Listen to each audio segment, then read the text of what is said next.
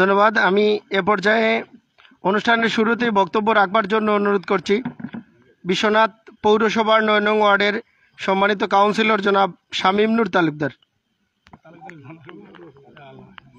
বিসমিল্লাহির রহমানির রহিম। ৮ মে বিশ্বনাথ উপজেলা পরিষদ নির্বাচনে জনাব সোহেল আহমদ সোহেল ভাই নির্বাচিত হওয়ায় আনন্দপুর গ্রামবাসীর পক্ষ থেকে আজকে সংবর্ধনা অনুষ্ঠানে উপস্থিত আছেন সম্মানিত সভাপতি, এলাকার মুরব্বিয়ান ও আমাদের ৫ নং দৌলতপুর ইউনিয়ন পরিষদের সুনামধন্য চেয়ারম্যান জনাব আরব খান সাহেব, দৌলতপুর ইউনিয়ন পরিষদের সুনামধন্য মেম্বার জনাব পিয়ার আলী ভাই সহ আমাদের এখানে আরও অতিথিবৃন্দু আসেন, বিশেষ অতিথিবৃন্দু আসেন, আমার মতসির ভাই, এবারে আমার তুরাই ভাই, আমার মানিক চাচা সহ এলাকার মুরব্বিয়ান সবাই গেছে। আমি আবারও সালাম রাইলাম, আসসালামু আলাইকুম।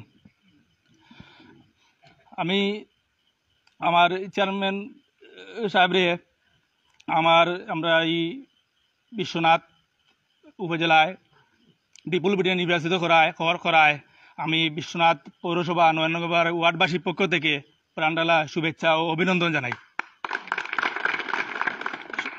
আমি সম্মানিত এলাকার মুরব্বিয়ান, প্রথমে আমি আপনার বিষয়ে চেয়ারম্যান সাহেবের বিষয়ে ২-৩টা জিনিস অবগত করতাম চাইলাম। পরবর্তীতে আমার চেয়ারম্যান সাহেবের কাছে কিছু দাবি দাবা আছে, এগুলো আমি তুলে ধরবো।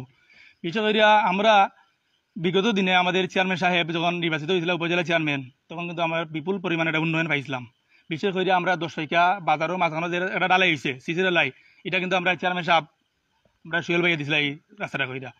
বিশেষ করে আনন্দপুর যে মোস্তফা মামার দোকান থাকি দইরা যে আপনার নয়া বাসাবাড়ি পর্যন্ত যে রাস্তাটা করে দিছিলা, এই রাস্তাটা এই অবদানটা হইল আমরা চেয়ারম্যান সাহেবর। আমাদের প্রগতি স্কুলের সামনে কত রাস্তা করে দিছিলা, এটাও আমাদের সোহেল ভাইয়া করে দিয়েছেন। আরও আমরা ভাইস চেয়ারম্যান, মহিলা ভাইস চেয়ারম্যান থাকি ফুরাঙ্গাও রাস্তা করাইছেন। এভাবে কিন্তু প্রত্যেক এলাকায় সব জায়গায় তো রাস্তা পাইছি, কিন্তু বিগত এই 5টা বছর থাকি আমরা এই উন্নয়ন থাকি বঞ্চিত এই ওয়ার্ডবাসী।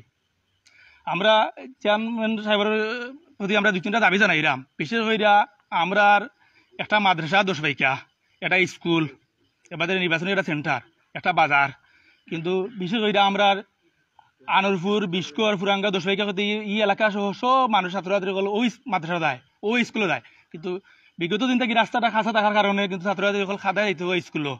এই জন্যই আমি এখন নাম উল্লেখ করাম না, এখন এটা অলরেডি প্রকল্প দিছিলা এখানের মাঝে ব্লক দিয়ে রাস্তা দিছিলা, কিন্তু তাই স্বার্থ হাসিল করার কারণে এই রাস্তাটা খাইটা নিছুন কি। অবশ্যই আপনারা হয়তো বিভিন্ন নিউজ টিউজ পাইবা, বেশি শীঘ্রই পাইবা।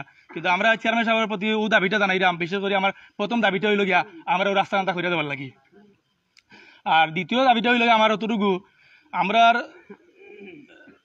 বর্তমানে ওয়ার্ড হইল 8টা গ্রামে ওয়ার্ড, 8টা গ্রামের অনেক বয়স্ক মানুষগুলো আছেন যারা বাতা পাই না।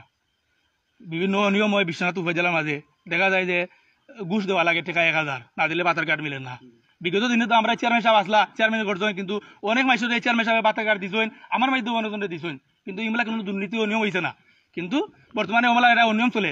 আমরা চেয়ারম্যান সাহেবের প্রতি ও দাবিগুলো থাকবা। আমি নিজে অনলাইনে আবেদন করছি, 3 রাত ঘুমাইছি না, সারা রাত উঠানো মাঝে থাকিয়া আমি বসাক আমরা কিন্তু মুরব্বীগুলো আবেদন করছি। ও বাতার কার্ড কিন্তু ওই তো আমরা চেয়ারম্যান সাহেবের প্রতি আমরা দাবি জানাইলাম।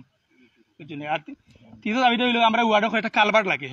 দেশে আমরা গ্রামের ভিতরে খাল আছে, অনেক কিছু খাল আছে, খালের ভিতরে কিছু কালভার্ট না থাকার কারণে ও বাড়ির মানুষ ও বাড়ি দিতে পারে না, আর স্কুল ছাত্র হলে দিতে পারে না। আমরা দাবিটা হইল গিয়া ও কালভার্ট কিন্তু হইতো। আর বিশেষ করে আজকে সময়ও স্বল্পতা, চেয়ারম্যান সাহেব অনেক সময় থেকে অপেক্ষা করা, আপনারও কষ্ট করা। আমি আর বক্তব্য কেন লম্বা করাম না, সবাই আমার সালাম জানাইয়া এখানে সমাপ্তি করলাম।